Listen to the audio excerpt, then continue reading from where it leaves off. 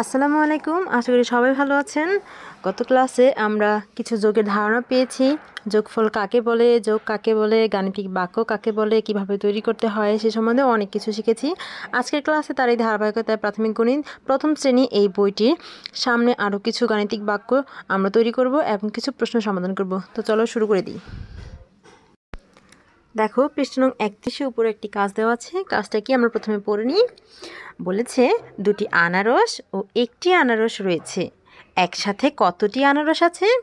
দেখো, এখানে দুটি আনারসের ছবি আছে, আবার একটি আনারসের ছবি আছে।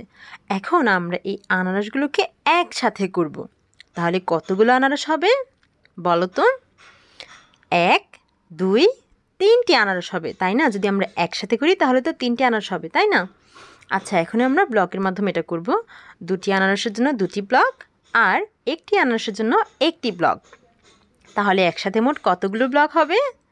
2 আর 1 1 2 3টি হবে। যদি গাণিতিক বাক্য আমরা করি তাহলে কিভাবে লিখব? দুটি আনারসের জন্য লিখব 2, তারপর এই যে আমরা যোগচিহ্ন আগের ক্লাসে শিখে এসেছি, যোগচিহ্ন দিলাম। আর একটি আনারসের জন্য 1, তারপর এই চিহ্নটার নাম তো শিখে এসেছি, তাই না? কি নাম বলো তো? হ্যাঁ, সমান। তাহলে কি হবে? 2 যোগ 1 সমান কত হবে বলো তো? 3। আমরা লিখে দিলাম 3। এবার এই যে দেখো, খালি করে দিয়েছে, বলেছে এতটি আনারস। কতটি বলো তো? আমরা জানি তো, তাই না? কতটি? 3টি। ঠিক বলেছ। এই তো আনারসগুলোকে আমরা একসাথে করে ফেললাম, এর জন্য একটা গাণিতিক বাক্য তৈরি করে ফেললাম, আর বলে ফেললাম 3টি আনারস আছে। তারপর দেখো, আরও একটি কাজ আছে। কি বলেছে? একটি বিড়াল ও 4টি বিড়াল, একসাথে কয়টি বিড়াল আছে? দেখো, একটি বিড়াল আছে, আবার 4টি বিড়াল আছে। এখন একসাথে কতটি হবে বলো তো? 1 2 3 4 5, 5টি বিড়াল হবে, তাই না? দেখো, এই যে বিড়ালগুলোর পরিবর্তে এখন ব্লক দিয়েও আমরা করতে পারি। কিভাবে? একটি বিড়ালের জন্য একটি ব্লক আর 4টি বিড়ালের জন্য 4টি ব্লক। এখন আমরা গাণিতিক বাক্য করব। কিভাবে করব? একটি বিড়াল, তাই লিখব 1, তারপর 1 2 3 4, 4টি বিড়াল, তাই কি লিখব? যোগ 4। এখন 1 যোগ 4 সমান কতটি বিড়াল হয় বলো তো? 1 2 3 4 5, 5টি বিড়াল হয়। তাই আমরা কত লিখব? আমরা লিখব 5। এই তো লিখে ফেললাম গাণিতিক বাক্য। 1 যোগ 4 সমান 5। কতটি বিড়াল আছে? একসাথে 5টি বিড়াল। কি লিখব বলো? 5। লিখে ফেলেছি 5টি বিড়াল।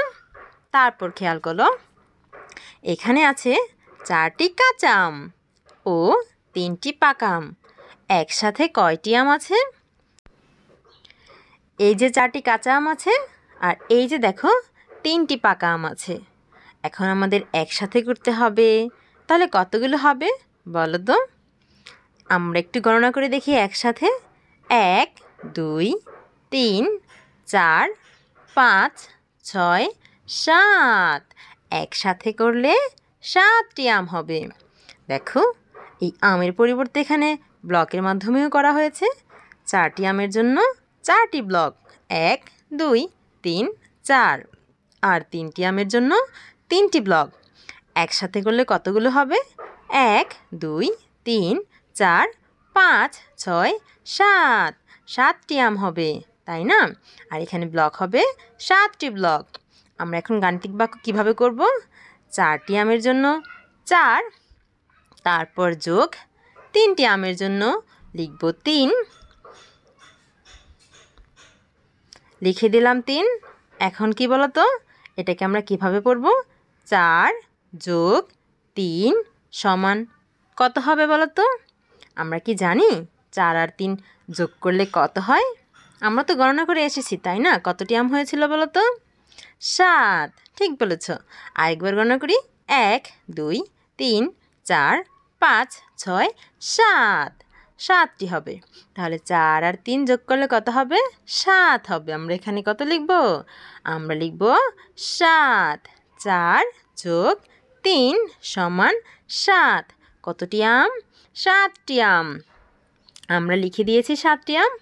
এই তো আমরা কত সুন্দর করে কতগুলো সমাধান করে ফেললাম এবং গাণিতিক বাক্য করে ফেললাম, যোগ করাও শিখে গেলাম। দেখতে দেখতে আমাদের পৃষ্ঠা নং 31 হয়ে গেল। শিক্ষার্থীরা আশা করি বুঝতে পেরেছো। দেখা হবে পরবর্তী ক্লাসে। ততক্ষণ পর্যন্ত সকলেই ভালো থেকো, সুস্থ থেকো আর আমার সাথেই থেকো। আল্লাহ হাফেজ।